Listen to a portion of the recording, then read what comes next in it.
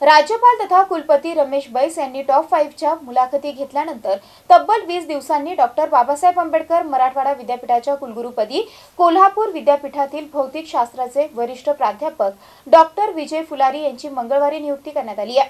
Doctor Phulari हे गुरुवारी पदभार घेण्याची शक्यता विद्यापीठ प्रशासनाने व्यक्त केली आहे। डॉक्टर बाबासाहेब आंबेडकर मराठवाडा विद्यापीठाचे तत्कालीन कुलगुरू डॉक्टर प्रमोद येवले यांचा कार्यकाळ 31 डिसेंबर 2023 रोजी पूर्ण झाल्यानंतर पुण्यातील सावित्रीबाई फुले पुणे विद्यापीठाचे कुलगुरू डॉक्टर सुरेश गोसावी यांच्याकडे पदभार सोपवण्यात आला होता।